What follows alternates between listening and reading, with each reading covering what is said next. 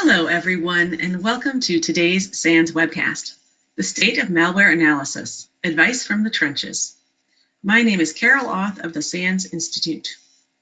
If during the webcast you have any questions for our presenters, please enter them into the questions window located on the GoToWebinar interface at any time.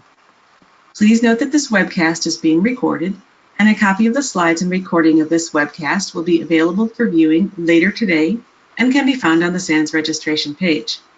And with that, I'd like to hand the webcast over to Lenny Zeltser of SANS, who will be moderating today's webcast. Hi, everybody. Welcome to this discussion. It's my pleasure to introduce you to my friends and colleagues at SANS who comprise our panel. I will be acting as the moderator. Here we have Jim and Evan and Anuj and Jake. We are all instructors who teach malware analysis, the Forensic 610 course. And we thought it might be fun and educational to get together and talk about what trends we're seeing related to malware analysis, what works, what doesn't work, and really that's the plan for this discussion. So I've prepared some questions that will guide the conversation through the time that we have, but also if you're tuning in live and have any questions for our panelists, then please don't hesitate to ask. This will keep the discussion enlightening and useful for everybody. So with that said, let me turn off the slides because, well, who wants to see more slides, right? Instead, let me ask an opening question to our panelists. Hi, everybody. So I wanted to start off by asking you your perspective on the malware family that you have seen over the years of being industry practitioners that you believe is especially representative of a particular time period or is especially pivotal within the industry. You all have seen plenty of malware families out there. So what comes to mind when you think about the malware family or specimen? Let me perhaps address Jim, because my eyes fall on you first. So Jim, hi. What do you think? Hey, Lenny. Yeah, when I was thinking about this, the one that comes to mind first for me is NotPet.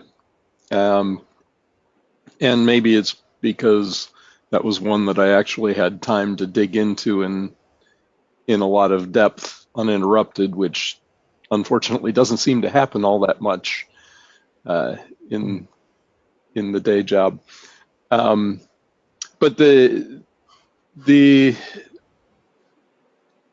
what made it stand out to me was the representative of the attention that malware often takes to trying to move laterally within an enterprise. And this one was kind of neat because it brought its own tools along with it. It had its own copy of PS exec, it had its own copies of Mimikatz, and if those didn't work to steal local credentials and propagate that way, then it also could use Eternal Blue, which had just come out relatively recently at that point, because this was just a couple weeks after WannaCry. So that's the one that comes to mind for me. All right, thank you. Yeah, Jake, what do you think? Which specimen comes to your mind? For me, it has to be PlugX, right? PlugX was such an amazing evolution from malware perspective, and I think my favorite part about PlugX, basically, kind of changing the game there, wasn't just the DLL side loading that it did. That was amazing from a persistence standpoint, but it was the anti-memory forensics that it did. For so long, we've been looking for that MZ header in memory at a 4K alignment, 4K byte alignment, I mean, I think we know today it was Chinese state actors that underpinned PlugX, but I mean, at the time, it was so revolutionary because they overwrote that MZ header with that the GULP gulp. And then, of course, as you read that back in a little endian and byte swap it, it ends up being plug, which, of course, is where the name comes from. Now, even that signature is so well known today that antiviruses are scanning for it. Again, just from a anti-forensic standpoint, unique persistence, at least at the time, again, it was such a generational leap for evasion. Yeah, every attacker brings something innovative. Well, if they want to be remembered, I suppose. Evan, what comes to your mind when you think about malware?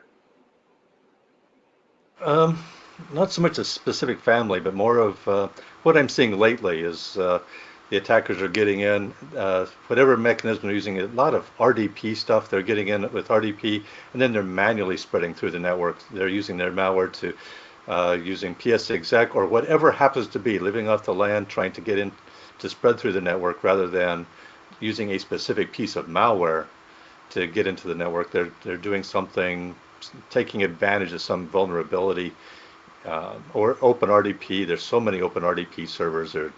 It's not even funny.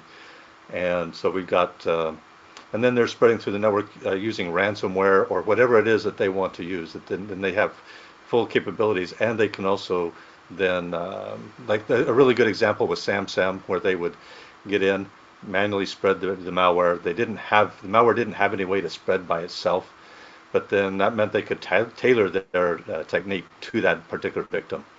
Mm-hmm. Yeah, makes sense. Yeah, it's the way in, I guess, that stands out. Certainly, RGP is something that I've been hearing about for quite some time. Do you find that that's something that has been around for a long, long time, or is that a relatively recent development and the attackers had to move to it for some reason? Yeah, the last 2 years it's just been heavily used. And if you are not protecting, if you have OpenRDP, if you have it open out to the network, out to the internet, shut it down. Yeah. Anuj, what about you? Yeah, for me, my answer is going to have some overlap with Jim. For me, it was going to be WannaCry for sure, just based on its scale. I mean, it's last numbers I saw were hundreds of thousands, over 200,000 victims. I think it was over 150 countries. Certainly the use of Eternal Blue, that exploit was pretty pivotal. And while it wasn't necessarily the first case of that exploit being used, it was one of the most publicized. Personally, it was one of the first times that I would encounter a family or friend outside of our field, and they would actually know the malware family's name, which was a first for me. And also just from a teaching perspective, I mean, it's one sample that I use constantly when trying to educate people on tools and techniques and tactics that malware authors use. And even though it's now over 2 years old, it's still just as useful as a teaching sample, as a sample to learn from today, as it was back when it first came out. So yeah, for all those reasons, for me, WannaCry is the first thing that comes to mind. Thank you. Yeah, we've seen different types of malware emerge over the years. Some stand out more than others, in part because of our personal experiences or because of the effect that the family or the actors had on the industry at large. I wanted to ask you, over the years that you've been defending systems from threat actors, the malware that they use, over the years that you've been analyzing malware, has your approach to examining malicious software changed? And if so, to what extent? Are you now using techniques that you haven't a few years ago, or any kind of tools, or what has changed, if at all? Anybody? I'll jump in on this and say that anti-VM used to be something that we cared about a lot, and we saw a lot of attackers trying to do anti-virtualization, but we're really not seeing that anymore in the majority of production malware. I see it in some gaming malware, but because they know that gamers aren't going to be on virtual machines. Otherwise, anti-VM is something I don't worry about as much. What I will say is that we're seeing a whole lot more sandbox-aware malware, at least I am, sandbox-aware malware that is not so much looking for my debugger as looking for artifacts of the sandbox itself. Mm-hmm. Like a FireEye or a Threat Grid or Insert Sandbox here.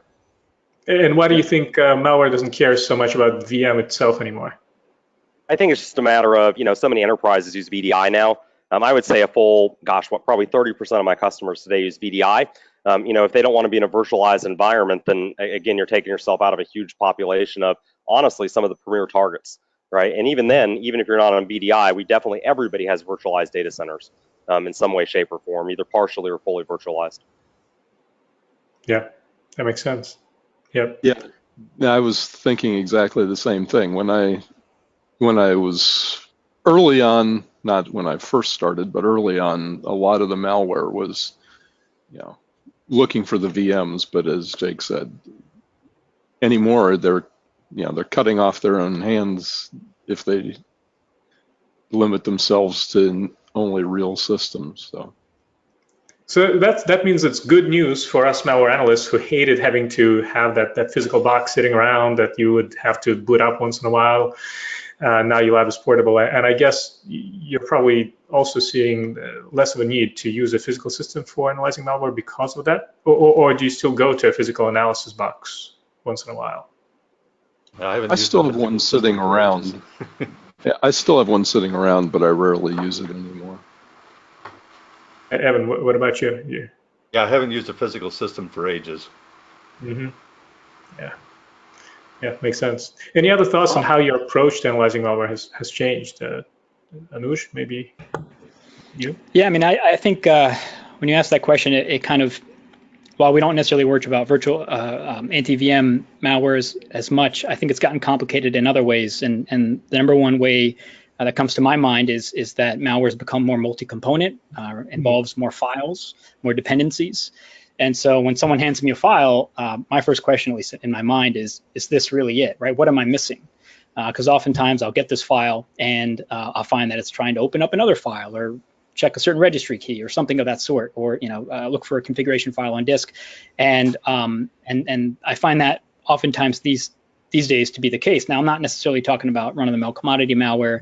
I guess some of the more advanced, some of the more interesting stuff typically doesn't just have this one isolated executable that has everything it requires. And I think that's in many cases pretty intentional on the malware author's part, right? By having, for example, a configuration file external to the portable executable that allows for flexibility, but also just makes analysis a lot more complicated, because oftentimes, depending upon your role as a reverse engineer in your enterprise, you may just get this individual file that you're supposed to analyze and try and understand, and you may not have a whole lot of context, right? So now you have to kind of roll up your sleeves, talk to more people, maybe get access to the forensic image in order to really put the story together. So I think reverse engineering maybe 5-10 years ago was much more about, okay, I'm going to look at this one file and everything I need to know about the world of this incident is contained in this file somewhere. But now it requires you to really explore much more than that, which you may or may not have access to depending upon your environment and your role. And so that's one important way I think reverse engineering has become significantly more complicated. Yeah, and I'd like to add on to that a little bit, because one thing I'm finding out is we get those first stages, which are trying to download the next stage or the second or third or fourth stage of the malware, and they're having, I'm finding anyway, that they have checks to see if you are allowed to get to that particular next stage, if you have the right referrer, if you have the right browser, the right user agent, if you're coming from the right IP address, all of these different things. And so we have a system set up so that we can use the VPN and Tor, use whatever we need to, so we look like we're coming from different parts of the world, or so that we might appear as much as possible to be a regular user from somewhere, to see if we can get to that. We had a sample just a couple of weeks ago where we tried to connect to that server and get to that second stage. I was able to get it from behind one location, but from Chicago, they were being routed to some legitimate website in Morocco. So it was very strange stuff. We see this all the time now, that they're putting more and more checks to see if maybe there's a researcher behind that screen.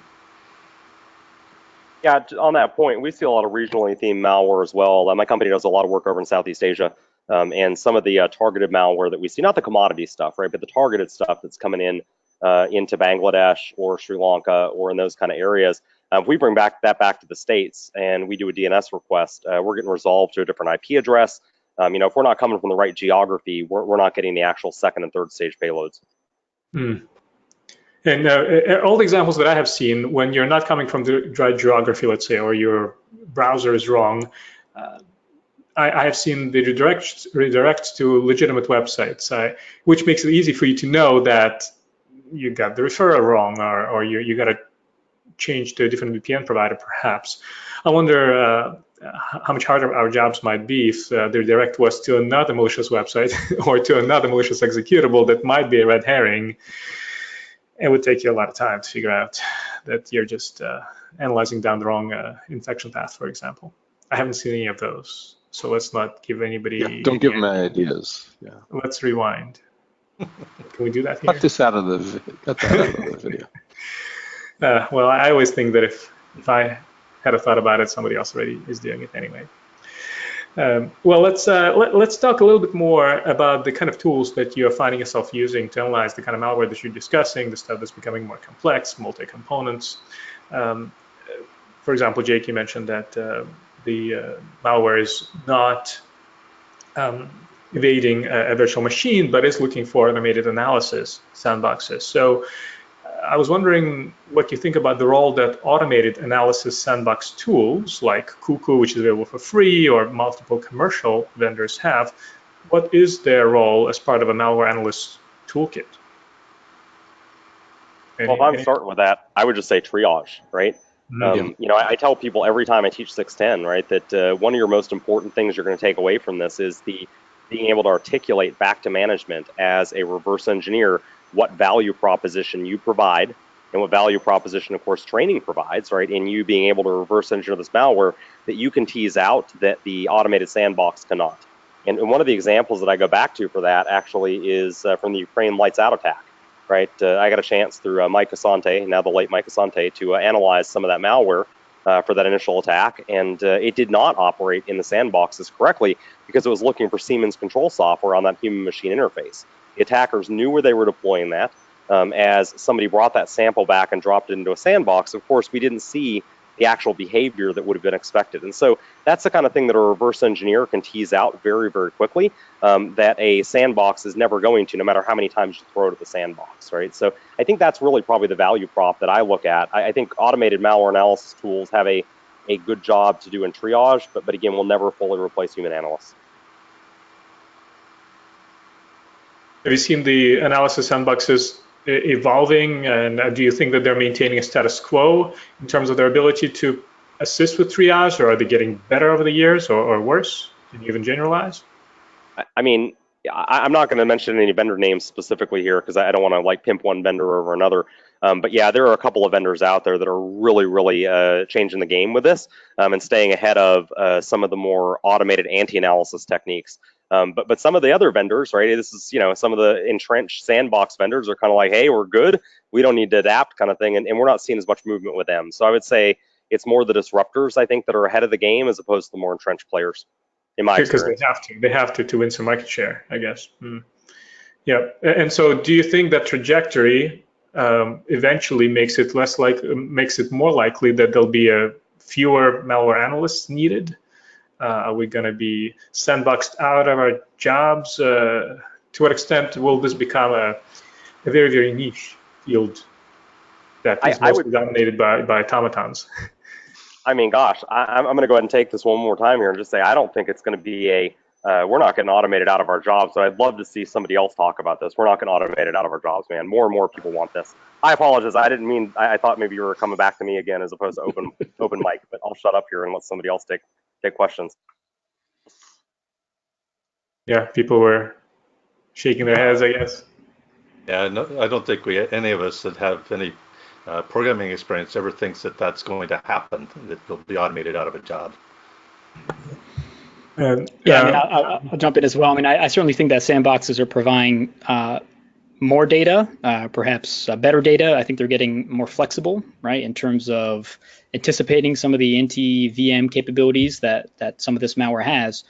But it's still just data, right? And somebody needs to interpret that data, communicate it to management, and really tell the story of what this sample is doing in the context of an incident. And of course, I've never seen a tool that has done that, and I don't expect one will. I think, like you, I also see automated tools like analysis sandboxes assist people who are just starting out in the field, or people that are playing that role of triage in the hope of eventually acquiring skills that allow them to dig into samples more directly. Do you see a sandbox as a way, or do you see the analysis of the sandbox output a way for somebody to start in this industry and eventually move up? Or do you think it's a very different skill set and belongs in a different group within the organization? Who is using sandboxes and looking at their output? Any ideas? We just use them for triage. That's basically it, and not even for every sample. Just kind of rarely, really. So. And the problem is, you still have, if somebody looks at the sandbox, they still have to be able to interpret what that data is, like Anuj was saying. And I'm not quite sure that the junior guys can understand the depth of what's there. They might be able to see, well, this looks a little bit sketchy. Maybe I need to look at it some more, pass it to some more senior guy. But other than that, I'm not sure that I'm not sure you'd assign somebody full time to be doing sandboxing unless you get lots and lots of samples. I just want to mention another thing, perhaps, before we move on to another topic. Don't want to spend too much time talking about sandboxes. I have seen among the various sandbox tools, commercial and free ones, that some appear, most of them that I have seen, their goal is not to aid the malware analyst. Their goal is to provide another data point regarding a given sample, a given file being malicious or benign, or maybe somewhere in between, right? So they're trying to determine convict or not convict, and as a side benefit, in many cases, they provide output that's useful to analysts. And I suspect that some of the tools out there are designed to cater more towards conviction of malware, while others might be more verbose in their output and could be more useful for malware analysts. So thinking or staying with the theme of tools, when you need to take a close look at a malware sample, any particular tools that stand out for you as your go-to tool that you use for analyzing some aspect of a malicious program? What's your favorites that you would share with the audience? Anybody, feel free to jump onto this one. Jim's turn. Well, the ones that we use in class are the ones that I've been using for a long time, the IDA and the X64 debug. I kind of miss Ollie, but it hasn't been maintained for so long, and X64 debug really moved in and filled that need. But I'm interested in spending more time in Dedra now, and that one looks to me like it's got a lot of possibilities, just from what little time I've had to play with it up to this point. Anybody else? We've got Dedra, we've got X64 debug. Yeah, IDA Pro for sure. IDA Pro with the decompiler. Yeah, if you can afford that one. If you can afford that one, yeah. Luckily, my company can afford that one. I'll say that I'm moving more and more to kernel debugging with some more advanced samples. A lot of samples are now, doing a much better job of debugging, and I find myself in a kernel debugger more often than I would like to. And so for that, I like a program called Virtual KD. If you're not familiar with this, it actually works very, very well for VMware, where Virtual KD will basically assign that debugging port, and actually uses the VMware Tools I/O port to communicate back and forth with the debugger. It's phenomenally faster than Windows Debugger through serial port. Mm. So you're using that not necessarily to analyze kernel level malware, but user mode malware analyzed from the perspective of a kernel debugger. Exactly. The basically by setting by coming in through the kernel, I'm missing any interaction with the PEB at all. So if the basically if the malware is playing with the process environment block, it's just the user space, it has a harder time seeing that I'm in kernel space. Of course, there is a flag in the PEB to check for that, but I can reset that as well. So we also hook NT-query system information so it doesn't see it. And anyway, it's only for advanced samples, but I find myself I'm turned to that kind of thing more and more. If you have somebody who feels comfortable, let's say with X64 debug, with IDA, Jim, you mentioned Dedra as a relatively new kid on the block. Should anybody bother paying attention to it, getting to learn it? That means spending time away from the tool that you already feel comfortable with. Why should anybody be looking at Dedra right now? Well, for a couple reasons. One, it's free. So, we talked about IDA and the decompiler, and they're not cheap. And so if you don't have a budget, absolutely should be looking at Dedra. It also has a decompiler, which seems to be really nice, which speeds up, analysis of some functions if it's able to successfully decompile it. So yeah, I think it's worth looking into. They've got the source out on GitHub. it looks like they're going to actively maintain it here, and there are a lot of folks who are now starting to contribute external, additional scripts, because you can script it in both Java or Python, and so it seems like there's a fair community backing it up. So yeah, I'd say it's worth spending some time looking into.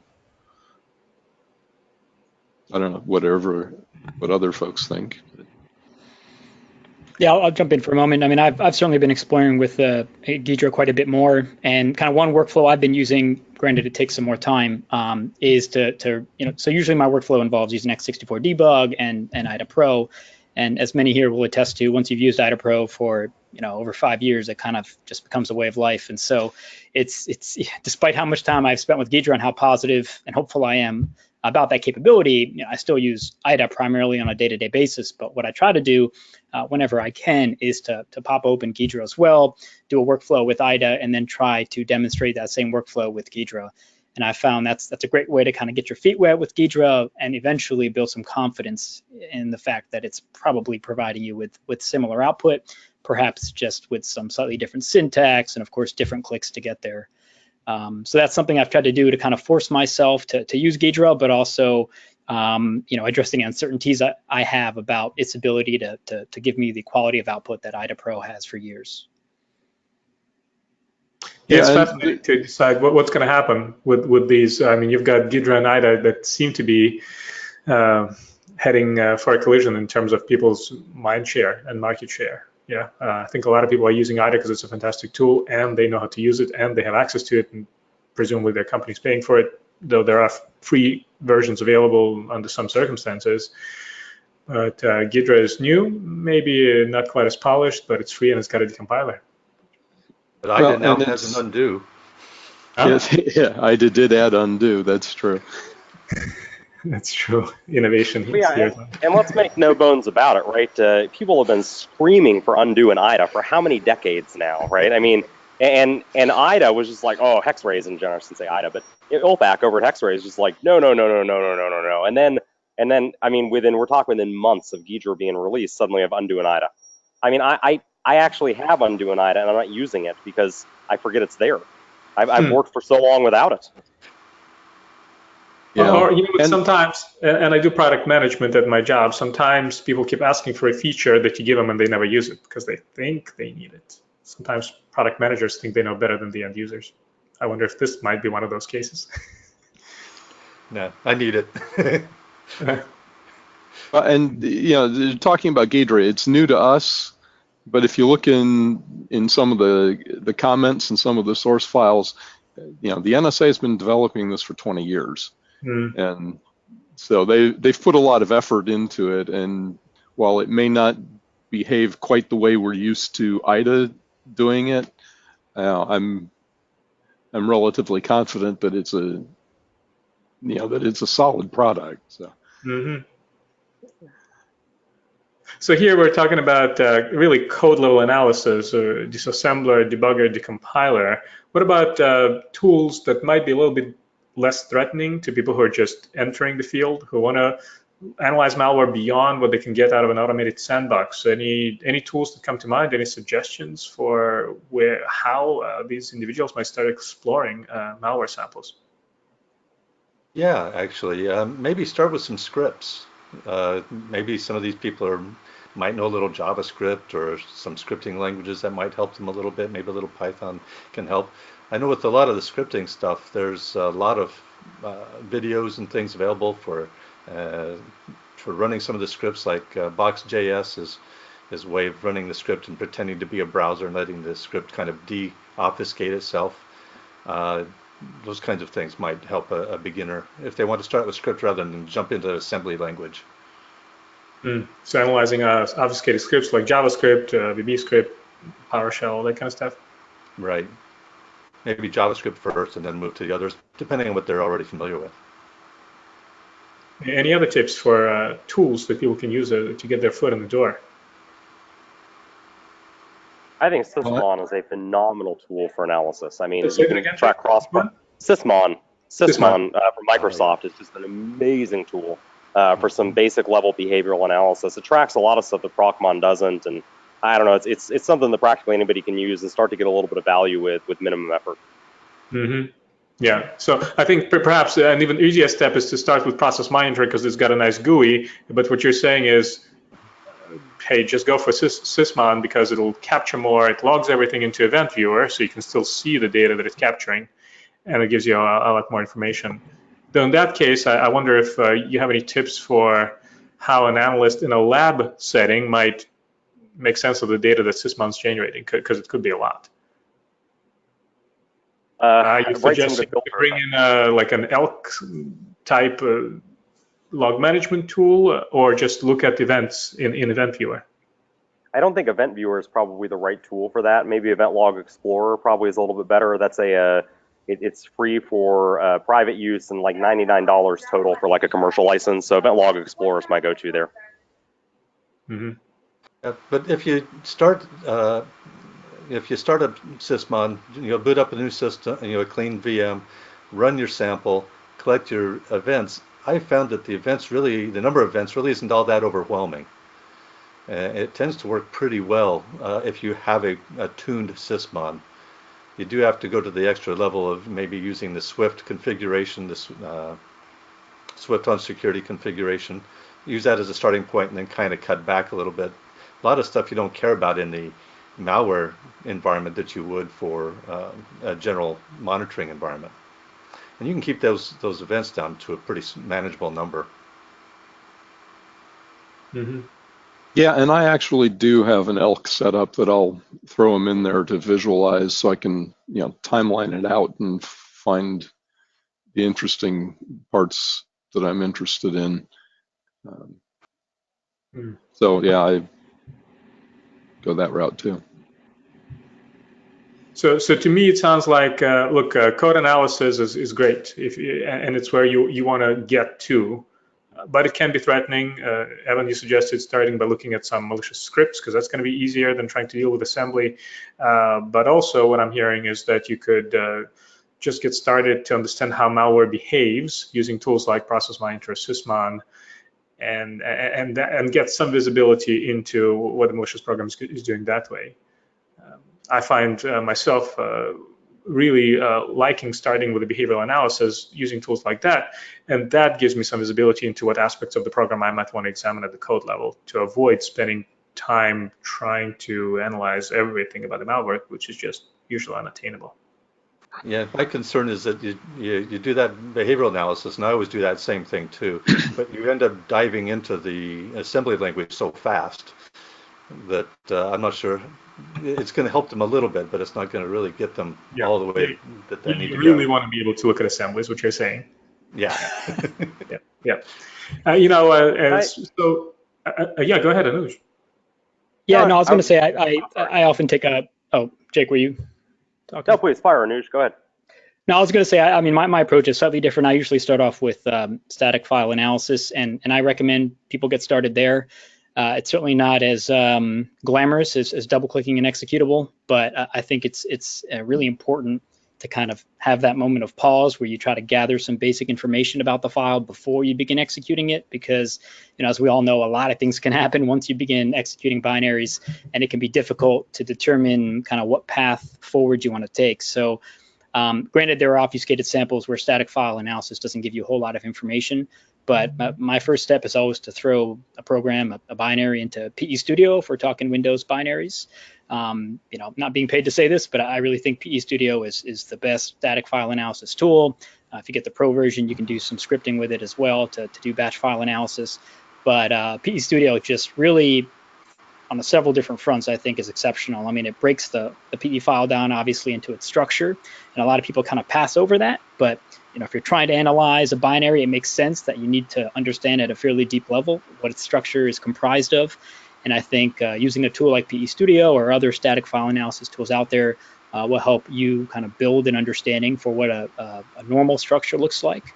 It's one of the reasons that I recommend not only just diving into malware, but also opening a file like notepad.exe in one of these static file analysis tools, because the end of the day, as a security analyst, your job is to detect anomalies, and you can't do that if you don't understand the baseline, right? And so applying your typical, RE process, whatever it might be today, even if it's fairly basic, to legitimate files, I think will help build an appreciation and allow you to better detect when there are some subtle anomalies that are worth digging into further with the upcoming behavioral and code level analysis. So I think PE Studio is great because not only does it break down the structure, but it also has some intelligence built into it to highlight certain characteristics that might be a little bit odd that you might then want to take a closer look at. So it strikes a really good balance between giving you the room to perform manual analysis, but also automating some of the basic detections for odd characteristics. Yeah, so everything Anuj said, right, that I actually was going to start out with the static file stuff. Great minds think alike here. One thing I have a counterpoint to Evan on, Evan mentioned, it's amazing how quick he jumps into assembly, and I'm with you there, right? When I do behavioral analysis, I jump into assembly typically pretty quickly because I'm following a thread, right? But I do want to caution the audience that we do that because we have those skills, right? And that absent those skills, there's still a lot more that we can see even without that. So I just wanted to kind of point that out. Great point. Yeah, good point. Now, when you talk about jumping into assembly, it certainly applies to compiled binaries. I was wondering if you guys can comment on the other forms of malicious files that you come across that are compiled, let's say, into intermediate bytecode, like Java-based malware, or more likely .NET-based executables. Which technology do you adjust to deal with those? Yeah, well, I'll jump in on here because SamSam was a great example where we took SamSam. It was a .NET. We used ILSpy to decompile it, and I used Visual Studio to tweak it a little bit to make so it would recompile. And we had our own custom version of SamSam. We actually found a vulnerability in SamSam. Which was it was the kind of vulnerability so we could fool the attacker into thinking that they had encrypted our files, but not really. Nice. Okay. So it was a nice win, right, to be able to see that code and be able to see how it actually worked. The other thing I'm seeing a lot of lately is Go programs, Golang. So what was the most recent one? Was Locker Goga, I think, was the most recent one I looked at, and things are very different in Go. You're not going to, you have to use slightly different techniques. They store strings very differently than the other language, so you have to use slightly different techniques for those. Of course, we see Delphi a lot too. We see compiled VB script, or not just compiled VB, sorry. I see all those things. Because a lot of times the AV doesn't catch them. The AV I haven't found, it seems to do a horrible job, especially with Go. Why do you think that is? It just looks really different.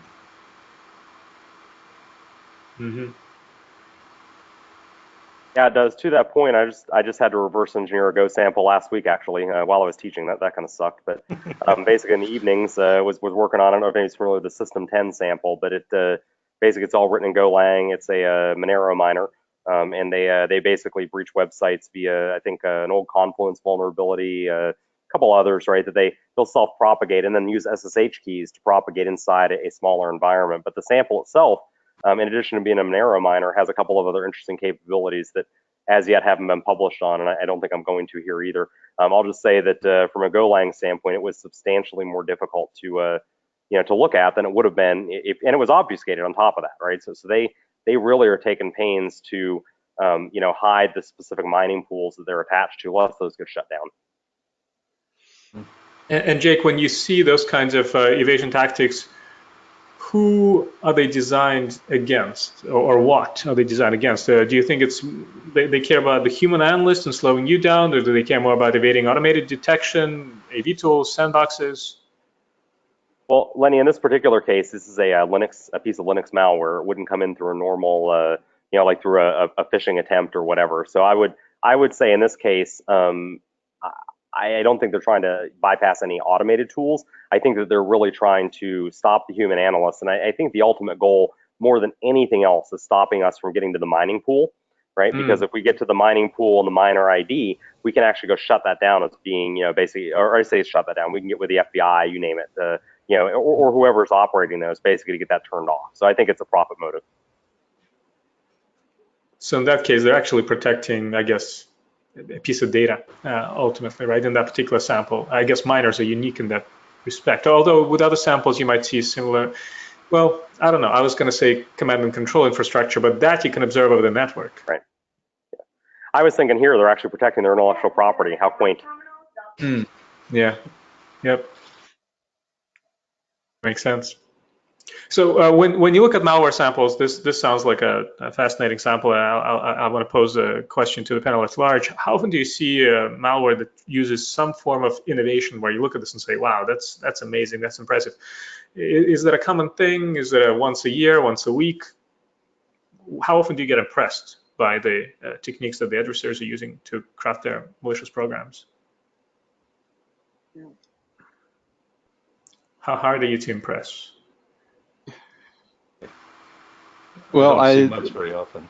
Yeah, I don't see much really new or quote innovative. Because the old stuff still works, so they continue to use that.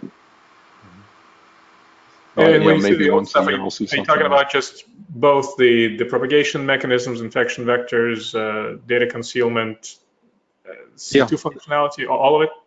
All of it. Yeah, as long as it still works, why burn the innovative stuff if the old stuff still works? Well, I may be the counterpoint here, but I'm going to tell you that it's got to be at least every other month. Maybe in a little bit more more common, and this may be our client set too. May have some reflection of this. Also, I'll mention that I'm not always just reversing for.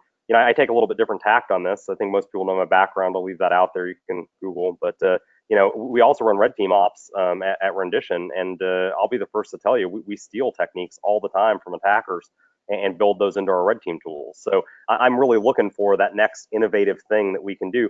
For two reasons. One, because it's a heck of a lot cheaper than researching it myself. I'd much rather have a nation state research it for me. But separately, it's great for adversary emulation. So I kind of look at it as I see something pretty interesting I'd say every month to 2 months there, give or take. I want your samples. Evan wants your samples. I'd love to be able to share more of my samples. My clients in general are like, no, right? So anyway. Yeah. I certainly, let's say if we look over the past, 3 years at the evolution of anti-malware tools, I'm talking about detection technologies, antivirus tools, and endpoint security software that uses more machine learning now, for example, or that tries to spend more CPU cycles emulating the behavior of the code before deciding whether to commit or not. My point is that it seemed like security vendors are putting more effort into better detection, and if that's accurate, then I would expect to have attackers put in more effort into evading that detection. Do you agree with my premise that endpoint security software has been gradually becoming more effective? Or maybe it's just the status quo that the vendors are maintaining even over the last 3 years? Though maybe some of us can't comment on this based on the work that we've been doing in the field. And that's Look, I'll say Defender has gotten ridiculously better. Defender used to be a joke. I mean, like it was the punchline to an antivirus joke. And today, Defender is something that hurts from a red team standpoint, something that hurts me regularly. I'll tell you from an incident response standpoint, it's something that we regularly look for, Defender logs. A lot of people, don't really pay attention to those. A lot of times, attackers will bring not their A game. They bring some piece of commodity junk, right? It gets caught by Defender, and then right afterwards, they deploy the real stuff, right? They're like, oh, okay, never mind, caught by Defender, game on. And most organizations, I think we know, just for time and resource allocations, don't follow up on every antivirus alarm. If it's caught, right? And they don't need to do anything. So yeah, antivirus is getting better, no question. Endpoint protection is getting better, particularly at the top end. And to some extent, the top end attackers, right? The A game attackers are evading and adjusting as well. Yeah. I know for myself, the kind of dynamics I've seen in endpoint security to me at least, confirm that endpoint security is getting better, is getting more effective, and therefore I have seen, for example, the trend of more and more malware trying to perform as many malicious activities as possible in memory, for example, where it's much harder for AV tools to pay close attention to what's happening, right? Avoiding writing clearly malicious artifacts on disk. And this used to be a very anomalous technique, let's say, I don't know, some number of years ago. I don't know, 3, 4 maybe, and now it seems to be much more routine. And I would almost take it for granted that there's going to be at least some fileless component of an attack that's trying to be successful at evading detection. Yeah, I don't know if you guys have seen that as well. Some of it, I think, Evan, you earlier mentioned perhaps an increasing reliance on tools that are built into the Windows environment that are just capable of being misused, right? Use as little clearly malicious code as possible, because then there's less to detect using traditional techniques. Mm-hmm. Yep. Yeah.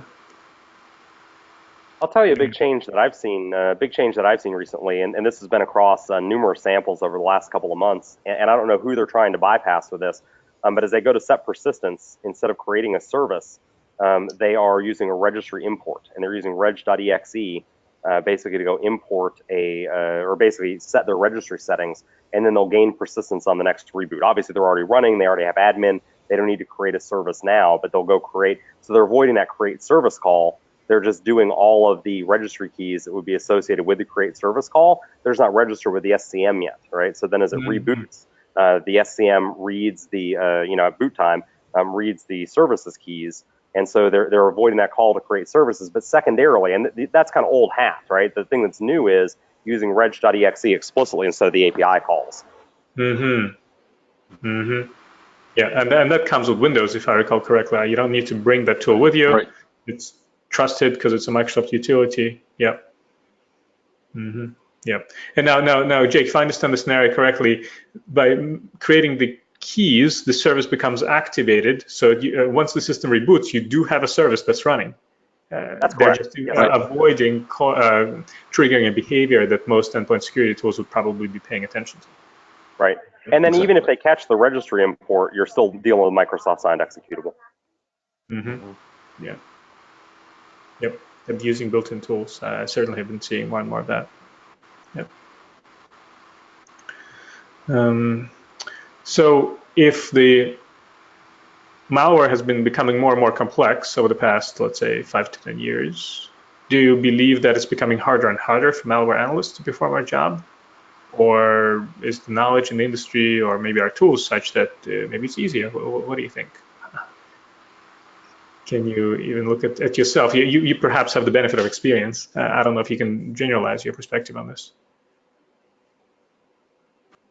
I kind of hinted at it. Go ahead, Jim. Go ahead, Evan.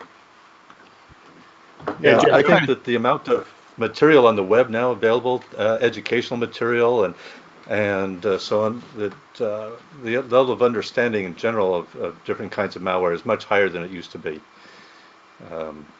It used to be kind of stigmatized to study malware, right? It used to be one of those things.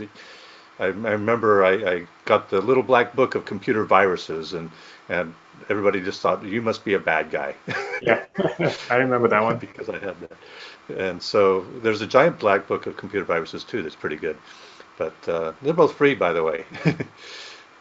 But anyway, I think that the material and the different, go to YouTube. You can see all kinds of things on there in terms of analyzing different kinds of samples and getting up to speed. We were talking about the beginners earlier. And I think a lot of people learn stuff on YouTube. Watch other people analyze samples is actually not a bad way of getting started. Yeah, I mean, no, go ahead, Anish. Go ahead. Oh, no, I was just going to say, going back to WannaCry, right? Because it's still a great example of how malware analysis has gotten more complex. I mean, I think what's gotten harder is just keeping all the information straight. I mean, WannaCry, what we had created a service, it decrypted a DLO and executed it in memory. It's launching exploits, it's SMB exploits. It's got shell code, which was part of the other internal code. It's got multiple files on disk as well as the executions in memory. I mean, it's tough to keep all that straight. Now, an individual component of WannaCry may not be so hard to analyze, but again, telling the story of what that sample is doing. And with the multi-component nature of malware, you now do kind of have a story, right? As opposed to when you have this one individual file doing a very defined set of activities. I think keeping it all straight is a big challenge. And that's why, whenever I teach the class, even though we don't spend hours and hours talking about it, I try to emphasize the importance of documentation, because documentation is definitely the least sexy part of malware analysis, but it's the most important part. Because if you don't remember what you did yesterday, then, well, it was kind of a waste. And it's really easy to forget those details when you're following, 10, 20, 30 different threads of analysis along the way. And as you're generating different hypotheses that you're trying to prove and disprove. And so, again and again, I often see shops not really doing a great job of that. And in part, that's because there's no great solution, right? If you're a team of REs, it does become hard to collaborate. And certainly solutions like Dedra do lend themselves to that sort of collaborative environment.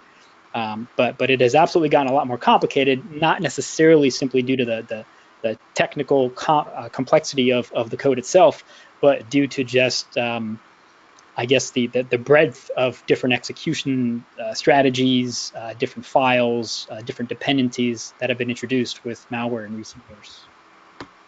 Well, and the big thing, as I hinted at when in the first question that I answered, is finding the time.